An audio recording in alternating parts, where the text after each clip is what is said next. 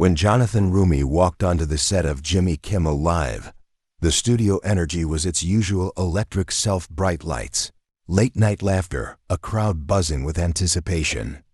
Most viewers tuning in expected funny anecdotes from the set of The Chosen, some jokes about playing Jesus, and perhaps a few light-hearted digs between guest and host. Jimmy, ever the quick-witted entertainer, shuffled his cue cards with that familiar smirk, ready to steer the conversation through familiar waters. But as Roumie took his seat across from him, his eyes caught on something small. Barely visible under the collar of Jimmy's shirt, tucked behind the mic wire, was a delicate silver cross. It wasn't flashy or obvious. Just there, quiet, present, and in that instant, the tone shifted.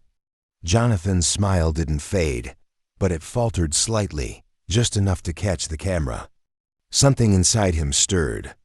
The cross on Jimmy's chest wasn't just an accessory. To Jonathan, it was a signal, a memory, a moment from the past rushing forward with emotional velocity. And he knew this interview would not go the way anyone expected. What was supposed to be a fun segment started to breathe with something heavier, deeper. The audience didn't quite know why the tone dropped a few degrees, why Jimmy's laughter softened, or why Jonathan's expression seemed to settle into something closer to reverence than celebrity charm. But Roumie knew. He felt it the moment he sat down the cross. That small signal reminded him of something personal. It wasn't just jewelry. It was a doorway. He adjusted in his chair, glancing once more at the crucifix before finally locking eyes with Jimmy. The host tilted his head slightly, sensing something off. "You okay?" He asked casually, but Jonathan didn't answer right away. He took another breath. A long one. Then he spoke, not to entertain, not to promote, but to reveal. "I don't know if I can stick to the script tonight," Jonathan said, half smiling but fully serious. Jimmy's brow furrowed slightly, confused but intrigued. "Why's that?" he asked, leaning in. Roumie took a deep breath, eyes steady. "Because I need to tell you something. Something I've never said in public, and I think tonight might be the only time I'll ever get the chance." The audience murmured, quieting themselves, sensing the gravity shift. Jimmy set his cue cards down without a word. His posture changed. Alert, open, listening. "There was a night," Jonathan began slowly, "where I was done. Empty, not as an actor, not as someone chasing meaning through roles or applause. I was just a man, tired, lost. I couldn't eat, couldn't sleep, couldn't feel anything, except silence. And in that silence, I asked a question. Jimmy didn't speak. The camera cut close. The audience leaned in. I asked, 'God, do you see me?' Jonathan paused, his hands loosely folded on his lap. And I didn't get a sign. No thunderclap. No epiphany. But a few hours later, I found myself scrolling through YouTube. Just noise. Anything to fill the silence. And then I saw a clip, a monologue from your show." Jimmy blinked, eyebrows raised slightly. "You?" he asked. "You watched a clip of this show?" Roumie nodded. "Yeah. You were doing a monologue one of those rare nights you broke away from punchlines. You were talking about loss, about purpose, about how sometimes we laugh because crying would wreck us." Jimmy let out a small, breathy laugh, almost unsure whether to smile or brace himself. Jonathan looked right at him. "And you were wearing that same cross. And you said something that made me stop scrolling." Jonathan leaned forward, elbows on his knees. "I remember pausing the video, rewinding it, playing it again. I didn't know you. I didn't expect that from you. But those words, they hit. Like a whisper in the silence I'd been drowning in." Jimmy looked down briefly, his hand unconsciously moving to the crucifix at his chest. "I don't remember saying that," he admitted softly. "But I meant it if I did," Roumie nodded. "You did. And I'm telling you now, Jimmy, that night, you saved my life. You didn't know me. You didn't mean to. But your honesty, your pain, your humanity, it broke through." The audience was dead silent, no fidgeting, no whispers. Just air, thick with something sacred. "I didn't come here to promote anything tonight," Jonathan said, his voice more certain now. "I came to say thank you, because in the middle of my silence, you were a voice I didn't know I needed. And you reminded me that sometimes healing doesn't come from a sermon or a stage. It comes from a stranger saying the exact right thing at the exact right time." Jimmy sat still, visibly moved. His trademark smirk gone, replaced by a soft, stunned expression. His hand still rested over the cross, now holding it. "Wow," he said quietly. I don't know what to say to that." Jonathan smiled gently. "You don't have to say anything. You already did years ago." He sat back in his chair, finally at ease. The show wasn't funny tonight. It wasn't flashy. But it had become something else entirely. Real, vulnerable, alive with truth. And for the first time that night, Jimmy Kimmel didn't lead the conversation. He followed. With eyes glassy, voice soft, and a silence even the studio lights dared not break. Jonathan shifted in his seat again, and for a moment, he looked not like a guest on a late-night show, but like a man trying to catch his breath after walking through a storm. "I think a lot of people assume that when you play someone like Jesus, you must have it all together," he said, glancing at the audience. "That you wake up filled with purpose, overflowing with clarity. But that's not how it works. I've had days where I couldn't pray. Days I felt unworthy of portraying the very role that gave my life meaning. Because even though I play him, I'm still me. Still broken, still questioning." Jimmy nodded slowly, visibly affected. That's a lot, man," Jonathan nodded back. "And that night I saw you talk about pain not being wasted. It wasn't a sermon. It was human, raw, and it felt like it was just for me." He looked around the studio. "Isn't that crazy? You speak to millions, but someone across the world hears it like a whisper just for them." Jimmy sat back, visibly shaken. "It's not crazy," he said. "It's beautiful. And a little scary." Roumie smiled. "Exactly. Because when you're in pain, real pain, you're not looking for answers. You're looking for reminders that you still matter. And somehow that night, your words told me that I did." He paused, looking Jimmy straight in the eye. "You didn't preach, you didn't promise, you just shared truth. That's what made it land." The weight in the studio was tangible now. The laughter was gone, but no one missed it. What had replaced it was bigger, thicker, sacred. "I didn't plan this," Jonathan admitted. "Didn't rehearse it, but that necklace you're wearing. It brought it all back, that moment, that night, that shift." Jimmy glanced down again at the cross. "I don't wear this for show," he said quietly. "It was a gift, from someone close." Jonathan nodded. "It shows. That's why it meant something to me. That's why I noticed." There was a long pause before Jonathan added one more thought. "I came here to tell you one thing, Jimmy, one truth. That sometimes your light reaches further than you'll ever know. It reached me. And I think tonight it might reach someone else." And with that, the first part of the conversation, the part meant for cameras, was over. What followed wasn't television anymore. It was testimony. The silence Jonathan Roumie spoke of wasn't poetic. It wasn't the kind of dramatic quiet that gets underscored by music in a film. It was the kind that suffocates. The kind that lingers at 3 a.m. when your thoughts won't stop spinning and your phone's glow is the only light in the room. That's the kind of silence Jonathan lived in for months long after the cameras stopped rolling.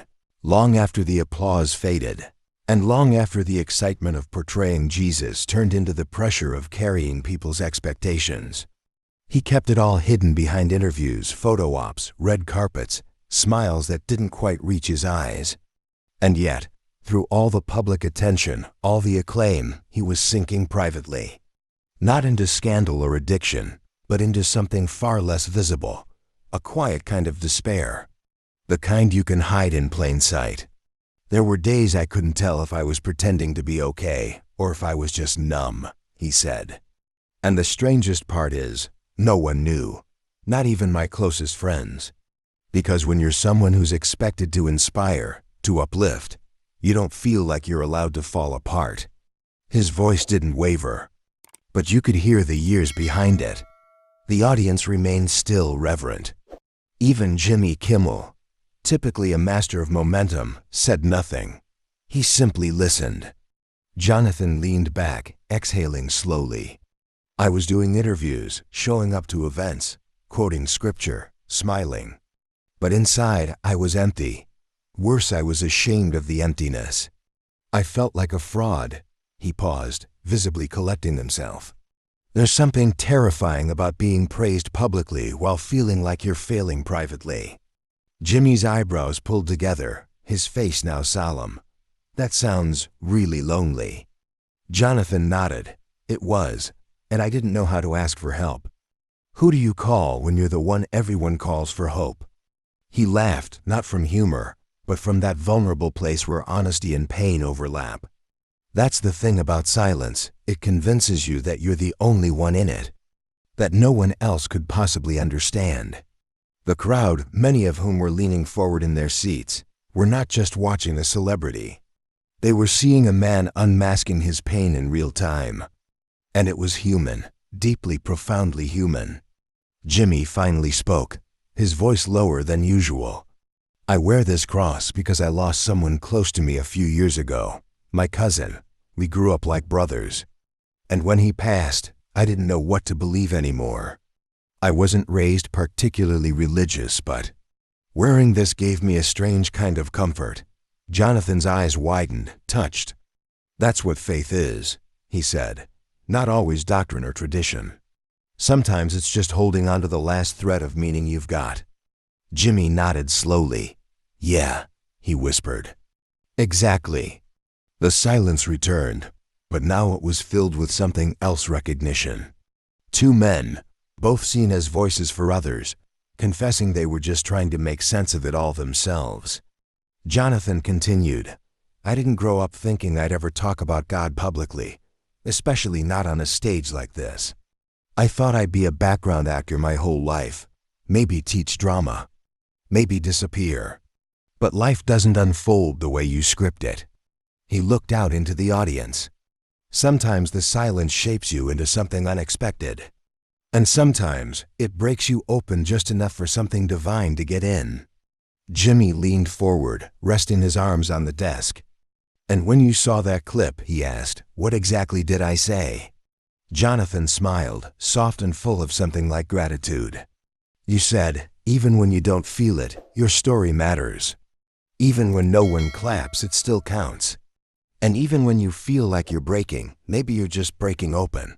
Jimmy blinked, stunned. I said that. Jonathan nodded. You did. And I wrote it down, word for word. Because when the silence in my life was loudest, those words cut through. He paused.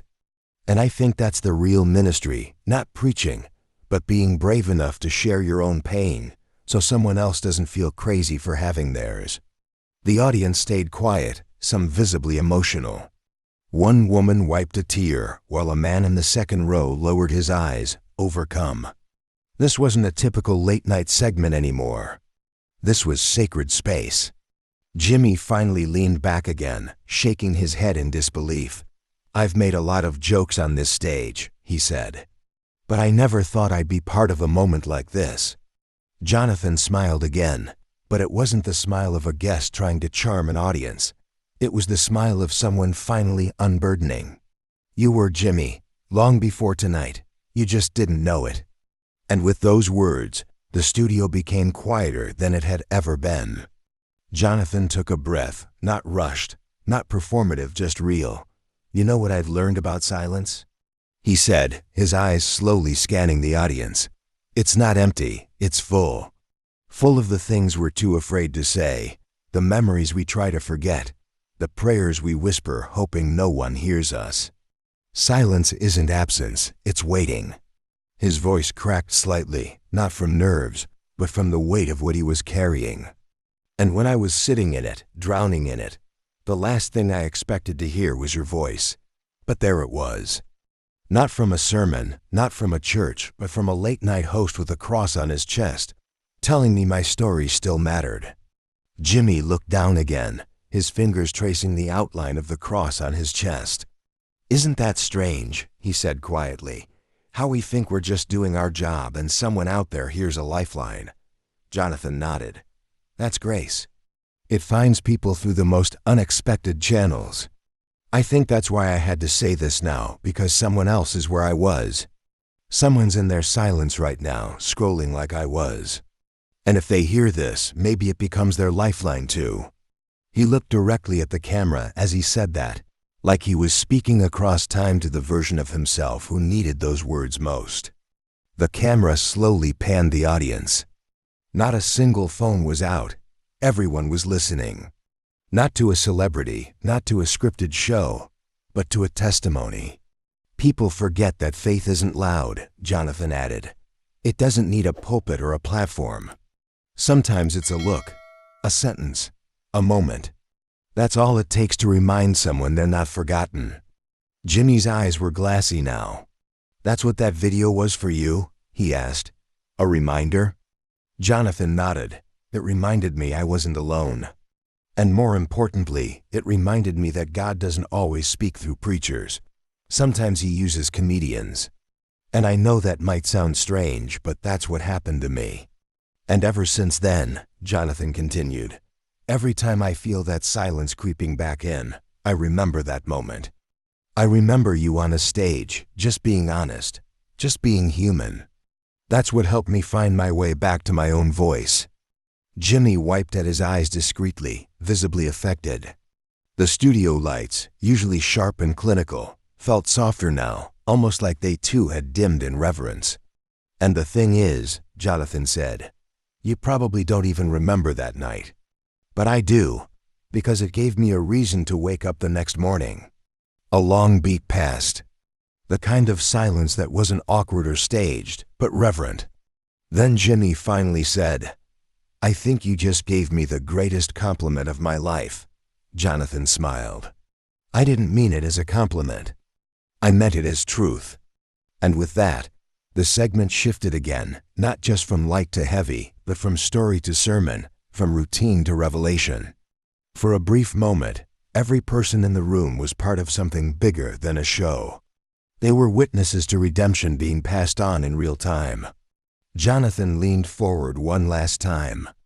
"Jimmy, if you remember anything from tonight, let it be this. You didn't save me because you were trying to. You saved me because you were real. And that's something the world doesn't get enough of." Jimmy nodded slowly, humbled. "And you being here tonight?" He asked. "What's that for?" Jonathan smiled. "This is me returning the favor." The studio was silent again, but it wasn't tension. It was reverence. The kind of silence that only arrives when something sacred is unfolding, and no one wants to interrupt it, not even with a breath. Jimmy sat back in his chair, almost as if trying to take in what Jonathan had just said. His hand remained on the cross at his chest, a physical anchor in a moment that had left him spiritually unmoored. "When I did that segment," Jimmy said, "I remember feeling like I needed to say something real. I didn't even plan it. I just spoke." Jonathan smiled softly, not letting the moment dissolve.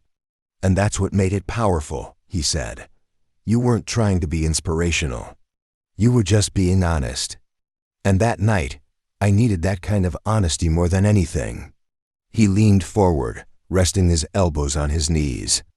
"There's a heaviness that comes with being seen a certain way. When people think you're strong, you don't always feel like you have permission to be weak."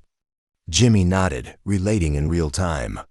"Yeah, and when you're a voice people listen to, it feels like you're not allowed to break. But the truth is, we all do." Jonathan paused, folding his hands, not out of formality, but to keep them from trembling. There was a moment, just one, that pulled me back from the edge. I don't mean figuratively. I mean literally. One night I was alone, and I didn't want to be alive.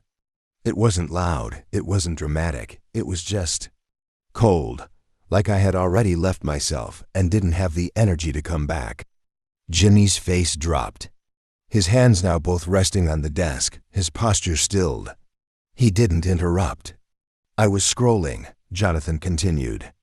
"Just trying to feel something, or nothing, or anything. And I saw a thumbnail. It was you. You looked serious, not your usual thing. And the title was something like, 'The Night That Changed Me,'" Jimmy blinked. "I remember that one." Jonathan nodded. "Yeah, I clicked on it, and you were talking about your cousin. And grief. And how sometimes the people who make others laugh are the ones who cry in silence. And then you said something like, 'Sometimes your pain is your ministry,' and I just stopped." Jimmy looked away for a moment, taking that in. His hand returned to the cross again, but he didn't speak. He didn't have to. Jonathan continued, his voice steady now. "That line, 'Your pain is your ministry,' it didn't sound rehearsed. It sounded lived in. And I thought, if someone like you, someone who brings joy to millions, could carry pain like that and still show up, maybe I could too." He looked Jimmy directly in the eye. "That's when I got up.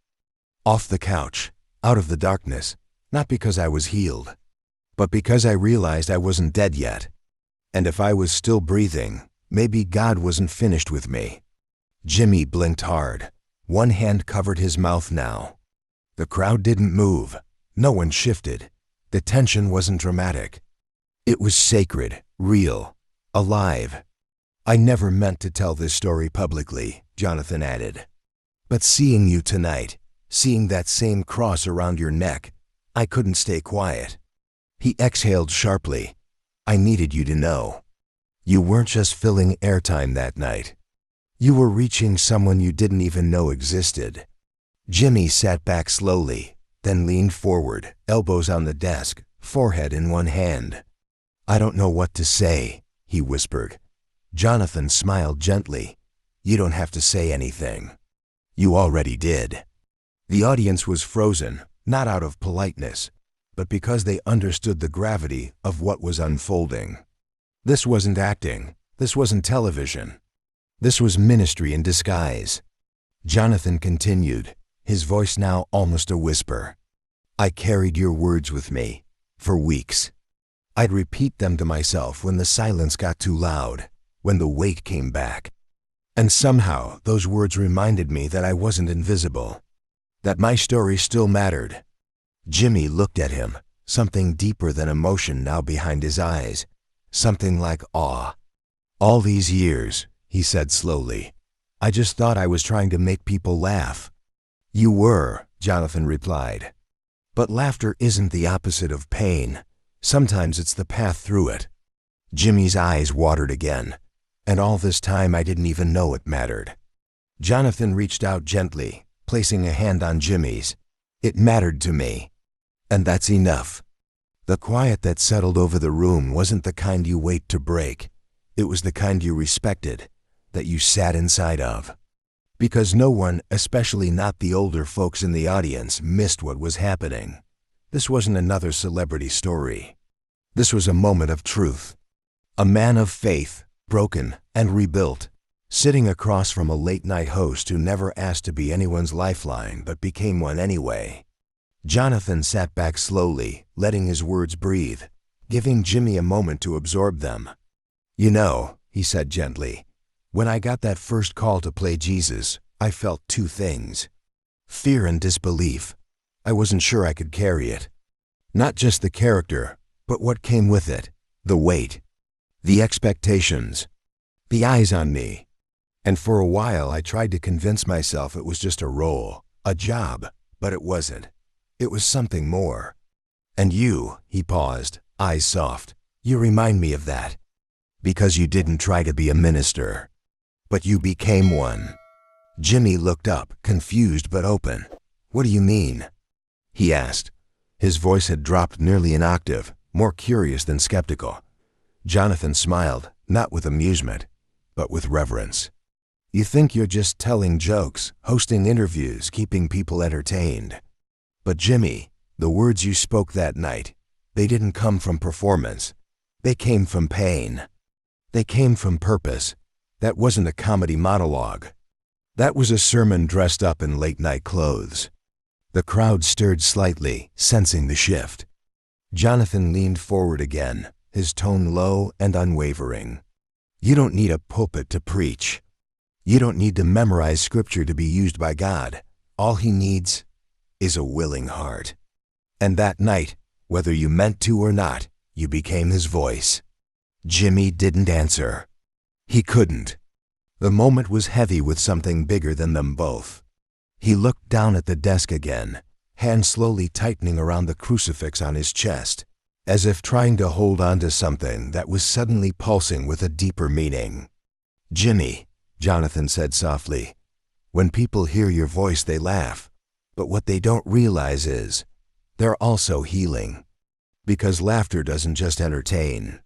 It lifts, it breaks tension, it resets the spirit.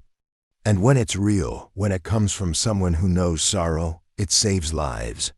I know because it saved mine. The room was quiet again. No one coughed, no one shifted. Older couples in the crowd held hands. A woman in the front row dabbed her eyes with a tissue. Not because it was sad, but because it was true. And truth, when spoken gently, pierces through even the hardest armor. Jimmy swallowed hard. I've never thought of myself like that, he whispered. I mean, I've always hoped the show made people feel better, sure. But ministry? Jonathan nodded. A minister is someone who serves, who stands in the gap when people can't see the light. You've been doing that for decades. For people going through chemo in hospital beds. For insomniacs battling depression at 2 a.m. For widows who just need a reason to smile again. You didn't do it with sermons. You did it with your presence, with your humor, with your heart. Jimmy's eyes glistened again. I've had moments I wanted to quit, he admitted. When I felt like none of it really mattered, Jonathan's voice softened even more. That's how you know you're called. Because when you're doing what you were born to do, the enemy of your soul will try to convince you it's meaningless. But that's when you have to hold on the tightest. Because the ones who question their impact are usually the ones changing lives without even realizing it. There was a pause, not just for dramatic effect, but to let those words settle like dust finding its place in sunlight. Jimmy leaned back in his chair, his fingers now resting still over the cross, like someone who just heard a truth that explained years of his life. So what are you saying? He asked, voice cracking slightly. That I'm supposed to be some kind of preacher? Jonathan shook his head gently.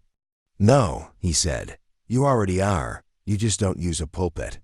You use a desk, a monologue, a smile. And you preach not with scriptures, but with sincerity. That's the ministry of presence. And it's more powerful than you know. A murmur rolled through the crowd, not applause, not chatter. Just emotion moving through bodies. This was not a late-night audience anymore. This was a congregation, whether they knew it or not. Jonathan sat forward again, folding his hands together, not as an actor, but as a man bearing witness. You know who Jesus surrounded himself with? He asked gently. Fishermen, tax collectors, the overlooked, the ones the world called unqualified. And you know why? Because they understood people, because they'd lived pain, because they knew how to speak the language of the broken. You speak that language, Jimmy, and that's why you reach people you've never met. People like me. Jimmy didn't move. His eyes stared ahead, seeing something beyond the studio. Maybe a moment from years ago. Maybe a face he couldn't forget. Maybe the weight of a calling he didn't ask for, but suddenly understood. You ever wonder why people are drawn to you? Jonathan continued. It's not the jokes. It's not the set. It's not the guests. It's the spirit you carry. It's what's behind the eyes. People feel safe with you. And you don't have to explain that. You just have to keep showing up. The weight in the room shifted again. A kind of peaceful gravity, like the air had thickened but become warmer somehow. Jimmy exhaled slowly, not dramatically, but like someone who had just accepted something sacred. "I never thought I'd be having this kind of conversation on my own show," he said. "But maybe this is what it was for all along," Jonathan smiled. "Maybe you weren't just meant to make people laugh. Maybe you were meant to remind them they matter." And then, after a long silence, Jonathan said it slowly, clearly like a declaration. "Jimmy Kimmel, you are a minister in disguise. And I think it's time someone finally told you that out loud." Jimmy closed his eyes for a second, as if sealing the moment into memory. When he opened them again, they were filled with something older than grief and deeper than emotion. They were filled with understanding. He didn't say thank you. He didn't crack a joke. He just nodded, a slow, reverent nod. The kind a man gives when something inside him has been named for the first time. The room hung in silence, but this time it wasn't heavy with tension. It was filled with understanding, a shared moment of truth. Jimmy sat there, his hand still resting on the crucifix, his eyes distant but focused. Jonathan's words had struck deep, like a seed planted in fertile ground. He wasn't just a comedian. He was something more. And for the first time, Jimmy felt the weight of what he had been carrying all these years. "Jonathan," Jimmy said softly, his voice thick with realization, "I never saw it like that before. I've been running from my purpose, but now I see that maybe it's been with me all along." Jonathan's gaze never wavered. "You don't need to go looking for purpose, Jimmy. It's already there, in the laughter you bring, in the way you show up. That's the ministry of presence." Jimmy nodded slowly, the truth settling deep within him. "I never thought I was doing anything important. Just telling jokes, making people laugh." "You were," Jonathan replied, his tone gentle but firm. "You were healing. You were preaching without a pulpit. You were giving hope." The words sank in like a balm, and Jimmy felt something inside him shift. He wasn't just making people laugh. He was reaching them, touching them in a way he had never understood until now. The audience was still, sensing the gravity of the moment. Jimmy took a deep breath, his eyes now focused, clear. Maybe that's what this show was meant for, not just to entertain, but to remind people they matter. Jonathan smiled. "Exactly." And in that moment, something profound happened. Jimmy, the man who had always used humor to shield himself, now understood the true power of his voice, not just to make people laugh, but to heal, to uplift, and to remind them of their worth. The room may have been silent, but it was filled with a quiet reverence, because Jimmy Kimmel had just discovered his true calling, and in doing so, reminded everyone watching that they mattered too. Thank you for watching our channel Modern Stories. If you liked our video, you should subscribe for more amazing videos like this. Have a healthy and happy day. See you in the next one.